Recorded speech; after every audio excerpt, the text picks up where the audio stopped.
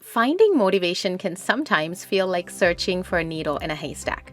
Life gets busy, distractions are everywhere, and it's easy to lose that spark. Whether you're trying to hit a new personal best in the gym, ace an exam, or just get through the workday, staying motivated can be a challenge. But don't worry, there are plenty of ways to light that fire again. So in this video, let's talk about 5 fun and effective ways to find your motivation. Before we start, click the like button if you're here because you too struggle to stay motivated. All right, here we go. Number 1, the 10-minute rule. This is all about making things easier to start and less intimidating. Here's how it works and why it can be such a game changer. The 10-minute rule is basically a deal you make with yourself. When you're facing a task you don't want to do, like working out, studying, cleaning, or starting a big project, you commit to doing it for just 10 minutes. That's it. Tell yourself, I only have to do this for 10 minutes and then I can stop it if I want to. It's a great way to lower the barrier to start. Sometimes the hardest part of getting things done is just starting. I mean, just the thought of spending hours on a task can be overwhelming and demotivating. But 10 minutes? That sounds doable. It tricks your brain into thinking the task isn't as big of a deal, making it easier to begin. Leave a comment below and write 10-minute rule if you think you'll use this one next time you feel unmotivated. Number 2, do a few simple tasks to warm up. When you're in a slump, the last thing you want to do is basically anything at all. To bring back the motivation you're missing, try to warm up by doing a few simple things that's not so challenging and don't require too much of your energy. For example, maybe you've run out of some supplies that you can order online, or put the dirty laundry in the washing machine. These tasks are simple enough that you can do them without going too far. Once you complete the simple tasks, this can intrinsically motivate you to tackle a couple of things that are a bit more challenging. Number 3, find a positive influence. Human beings are social creatures. That's why we pay so much attention to what everybody around us are doing and getting influenced by them.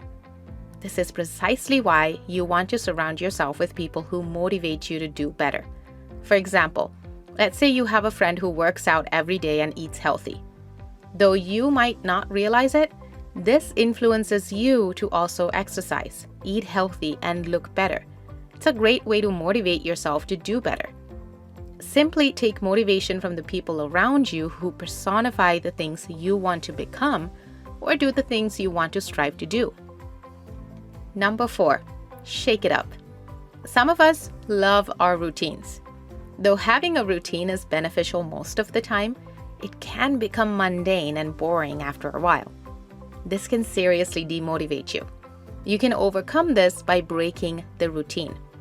Let's say your morning routine is to wake up, meditate, get ready, and eat breakfast and sit down to work. Instead of doing these things in that exact order, shake it up, and instead of meditating, go for a quick, brisk walk and get coffee and breakfast from your local coffee shop. This simple change in routine can pull you out of the rut you're in and motivate you to get more done. As they say, variety is the spice of life. Changing things up can introduce novelty into your life that can really break the mundane feeling of being stuck in a routine. Number 5, pair a negative with a positive. How motivated you are to do something depends on how you feel emotionally. Feeling sad, anxious, lonely, or bored can stop you from doing things that you don't enjoy doing. The obvious example that comes to mind is going to the gym. If you're someone that finds working out to be something tedious, when it comes time to work out, you're gonna feel bored. So you'll make an excuse and say something like, "Ugh, I hate walking on the treadmill. I'll do it tomorrow." There's a workaround to this problem. Pair the dreaded task of going to the gym with something you do enjoy.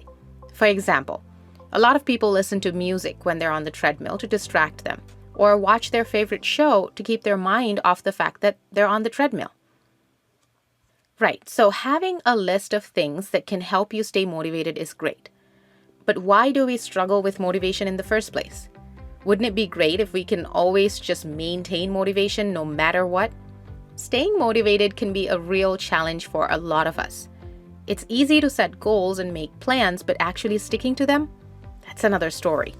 To understand this, you have to first understand the different types of motivation and why we struggle with them. This is the key to helping you find better ways to stay motivated. First off, there's intrinsic motivation. This is when you're motivated by internal factors because you genuinely enjoy the activity or find it fulfilling. Think of hobbies like playing an instrument, painting, or reading. The problem with intrinsic motivation is that it can be tough to apply it to tasks we don't naturally enjoy. For example, if you find studying or working out boring, it's hard to stay motivated from within. Next, we have extrinsic motivation, which is basically driven by external rewards like money, grades, or praise. This type of motivation can be powerful, but often it leads to short-term compliance rather than long-term commitment.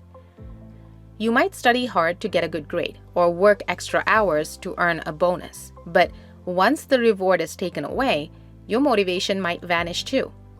To make extrinsic motivation more effective, try combining it with intrinsic factors. For example, reward yourself for completing study sessions or hitting exercise goals with something you do enjoy. Introjected motivation. This one is a bit more complicated. It's when you're motivated by internal pressures or obligations, and they're often tied to self-esteem or avoiding guilt. For instance, you might study because you don't want to feel bad about disappointing your parents, or you might exercise because you feel you have to look a certain way. This type of motivation can be draining because it's driven by negative feelings.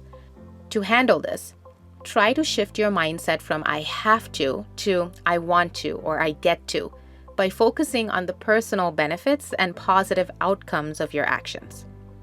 Then finally, there's identified motivation. This is when you recognize the personal importance of a task and willingly participate in it, even if it's not inherently enjoyable to you. For example, you might not love studying, but you do it because you know it's crucial for your future career.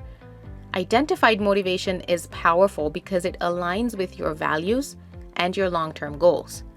To boost this type of motivation, remind yourself every day why the task is important to you and how it aligns with your bigger picture.